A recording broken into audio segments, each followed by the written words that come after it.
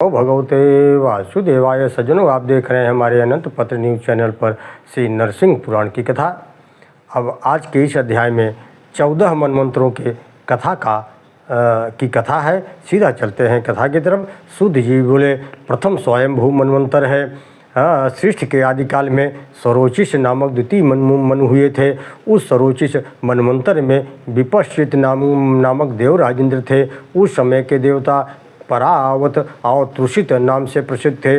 Wurtz स्तंभ सुप्राण दंत ऋषि शभ वरीयान ईश्वर और सोम ये उस मनमंत्र में सप्तऋषि थे। इसी प्रकार सरोचिष मनु के किम पुरुषादि पुत्र उन दिनों भूमंडल के राजा हुए थे। तृतीय मनु उत्तम नाम से प्रसिद्ध हुए। उनके समय में सुधमा, सत्य, शिव, प्रतर्दन और वंशवर्ती अथवा वशवर्ती ये 5 देवगण थे। इसमें प्रत्येक गण में 12-12 व्यक्ति थे। इन देवताओं के इंद्र का नाम था सुशांति। उन दिनों जो सप्तऋषि थे उनकी वंद्य संज्ञा थी। इस मनमंत्र में परश और चित्र आदि मनुपुत्र राजा थे। चौथे मनु का नाम तामस था। उनके मनमंत्र में देवताओं के पर सत्य शुद्धि नाम वाले गण थे। इन देवताओं के राजा इंद्र का नाम था भूषुंडी। उस समय हिरण्यरोमा, देवश्री, ऊर्ध्वबाहु, देवबाहु, सुधामा, पर्जन्य और मुनि ये सप्तऋषि थे। ज्योतिधाम, पशु, कश्यप, अग्नि, धनक ये तामस पुत्र के पुत्र, तामस मनु के पुत्र भूमंडल के राजा थे। 5वें मनु का नाम था रैवत। उनके मनमंत्र में अमित, निरद, बैकुंठ, सुमेधा ये देवताओं के गण थे। इनमें से प्रत्येक गण में 14-14 व्यक्ति थे। इन देवताओं के जो इंद्र थे उनका नाम था असुरांतक। उस समय सप्तक आदि मनुपुत्र भूतल के राजा थे। शांत, शांतमय, विद्वान, तपस्वी, मेधावी और सुतपा ये सप्तऋषि थे। छठे मनु का नाम चाक्षसु मनमंत्र के रूप में था। उनके समय में पुरु, शतद्युम आदि मनुपुत्र राजा थे। उस समय अत्यंत शांत रहने वाले लेख, आप्य, प्रसूत, भव्य, प्रथित ये 5 महानुभाव देवगण थे। इन 5 गणों में 8-8 व्यक्ति थे। इनके इंद्र का नाम मनोजव था। उन दिनों मेधा, सुमेधा, बिरजा, हविष्मान, उत्तम, प्रतिमान और सहिष्णु ये सप्तऋषि थे। 7वें मनु को वैवस्वत कहा जाता है, जो इस समय वैवस्वत मनमंत्र जो इस समय चल रहा है। सप्तमें वैवस्वतो मानु सांप्रदम प्रवर्तते। तस्य पुत्रा इक्ष्वाकु प्रभु त्रय क्षत्रिय बभूर्भु जो इस समय वर्तमान में है। इक्ष्वाकु वैवस्वत मनमंत्र चल रहा है। इनके इक्ष्वाक आदि क्षत्रिय जातीय पुत्र भूपाल हुए। इस मनमंत्र में आदित्य, विश्व, वसु, रुद्र आदि देवगण हैं और पुरंदर इनके इंद्र हैं। वशिष्ठ, कश्यप हैं। अत्रि, जमदग्नि, गौतम, विश्वामित्र और भारद्वाज ये इस मनमंत्र के सप्तऋषि हैं। इस समय पुरंदर नाम के जो नामक इंद्र इस समय राज कर रहे हैं। इस तरह से 7 मनमंत्रों की कथा हो गई। अब भविष्य में होने वाले अन्य 7 मनमंत्रों का वर्णन किया जाता है। आदित्य से संज्ञा के गर्भ से उत्पन्न हुए जो मनु हैं उनकी चर्चा पहले हो चुकी है। छाया के गर्भ से उत्पन्न दूसरे मनु हैं। ये इनमें प्रथम उत्पन्न हुए जो सावर्ण मनु हैं उनके ही सावर्णिक नामक 8वें मनवंतर का वर्णन सुनिए जो आगामी आएगा। इस समय वैवस्वत मनवंतर के बाद जो आएगा वह सावर्णिक मनवंतर के नाम से जाना जाएगा। उनकी प्रथम सावर्ण मनवंतर में 8वें मनवंतर का वर्णन सुनिए।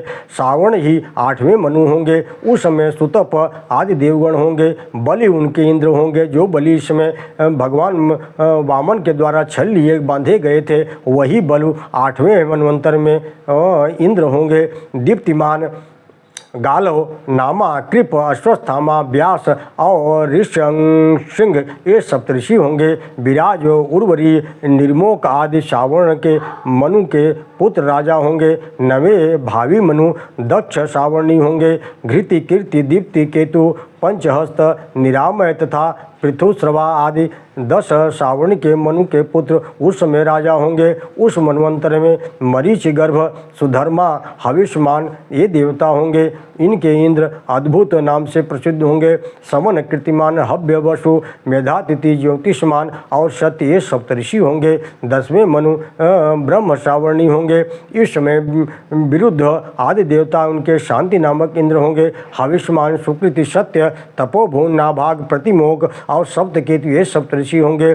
सुक्षेत्र उत्तम भूरिषण आदि सावर्णी के पुत्र राजा होंगे। 11वें मनवंतर में सधर्म सावर्णी नाम के मनु होंगे। उस समय सिंह सवन आदि देवगण उनके दिवसपति नामक इंद्र होंगे। निर्मोह तत्वदर्शी निकम्म निरुत्साह घृतिमान रुचि सप्तऋषि होंगे। चित्रसेन विचित्र आदि धर्म सावर्णी मनु के पुत्र राजा होंगे। 12वें मनु रुद्र सावर्णी होंगे। उस मनवंतर में कृतधामा नामक इंद्र और हरित रोहित सुमना सुकर्मा सुतपा नामक देवगण होंगे। तपस्वी चारुतपा तपोमूर्ति तपोरति तपोघृति ज्योति तप ये सप्तऋषि होंगे। रुद्र सावण के पुत्र देववान और देवश्रेष्ठ आदि भूमंडल के राजा होंगे। 13वें मनु के नाम रुचि होगा। उस समय संगवी वाण सुधर्मा नामक देवगण उनके ऋषभ नामक इंद्र होंगे। निश्चित अग्र तेज वायुष वपुष्मान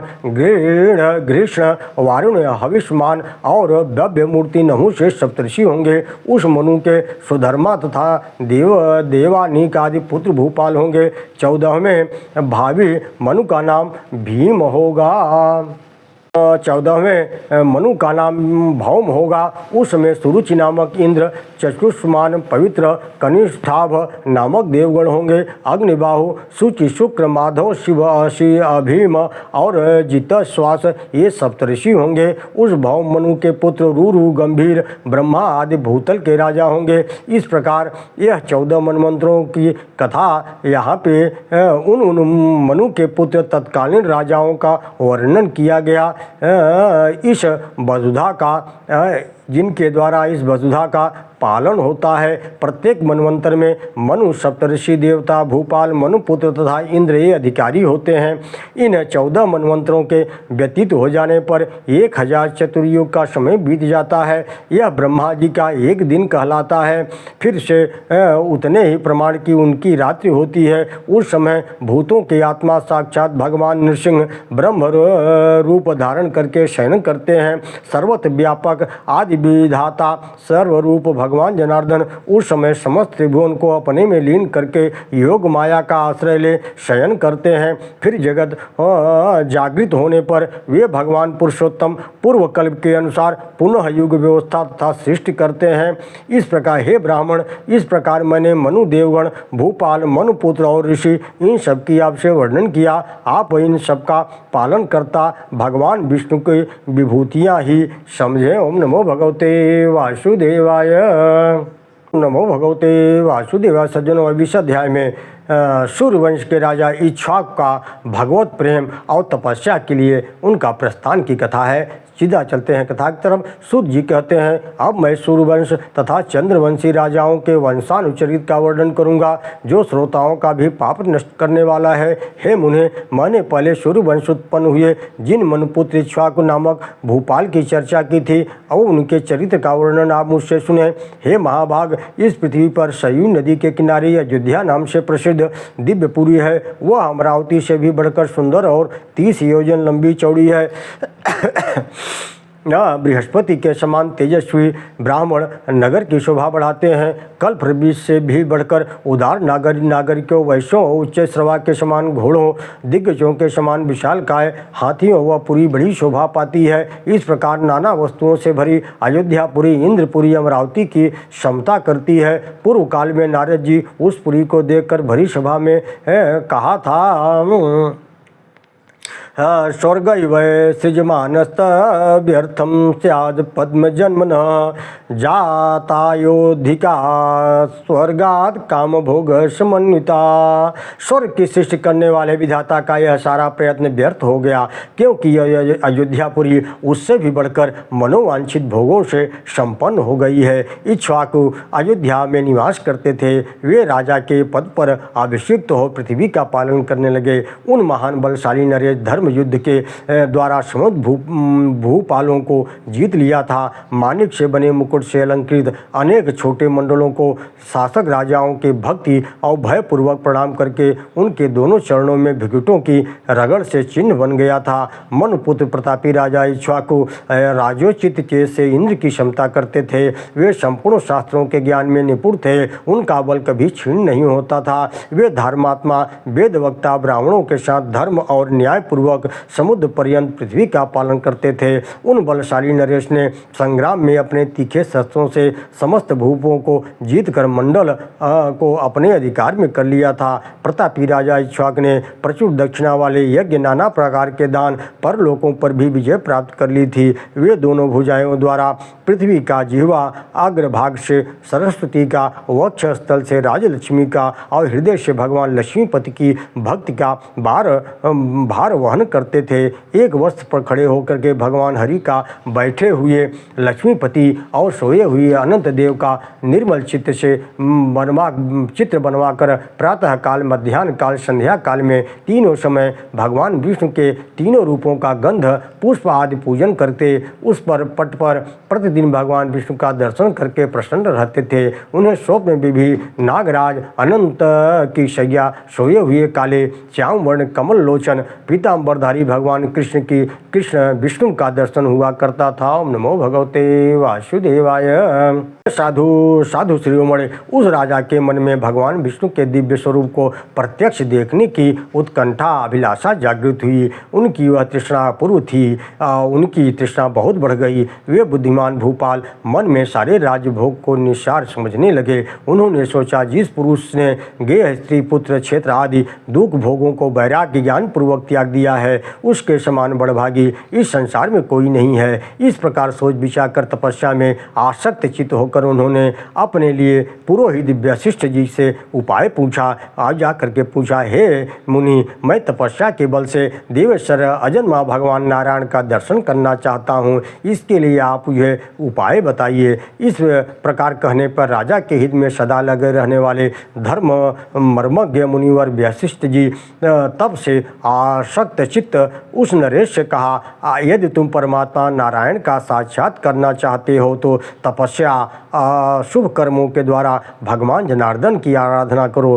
कोई भी पुरुष तपस्या किए बिना जनार्दन का दर्शन नहीं कर सकता, इसलिए तुम तपस्या के द्वारा उनका पूजन करो। यहाँ से 5 योजन दूर सरयू के तट पर पूर्व दक्षिण भाग में एक पवित्र स्थान है, जहाँ गालव आदि ऋषियों का आश्रम है। वह स्थान नाना प्रकार के वृक्षों और पुष्पों से परिपूर्ण है। नीतिज्ञ मंत्री अर्जुन को राज्यभार और सारा कार्यकलाप सौंपकर तत्पश्चात विनायक की स्तुति और आराधना करके सिद्ध रूप प्रयोजन की इच्छा मन में लेकर के उस आश्रम की यात्रा करो। वहाँ पहुंचकर तपस्या में संलग्न हो जाए। तपस्वी का भेष धारण कर साग फल मूल का आहार करते हुए भगवान नारायण के ध्यान में सदा रहो। ओम नमो भगवते वासुदेवाय इस मंत्र का जप करो। यह द्वादशाक्षर संज्ञक मंत्र अभीष्ट को सिद्ध करने वाला है। प्राचीन काल के ऋषियों ने भी इस मंत्र का जप करके सिद्धि को प्राप्त की थी।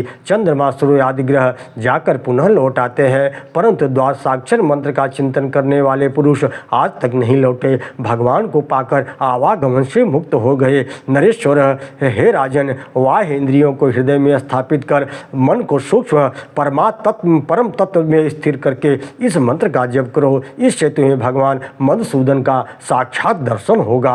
मुनिवर व्यास के वशिष्ठ के कहने पर वे राजा इक्ष्वाकु अपने श्रेष्ठ मंत्री को भूमंडल के राज्य का भार सौंप कर पुष्पों द्वारा गणेश जी का पूजन कर और उनकी तपस्या करने के निश्चय करके मन में लेकर के अपने नगर से चल दिए। ओम नमो भगवते वासुदेवाय।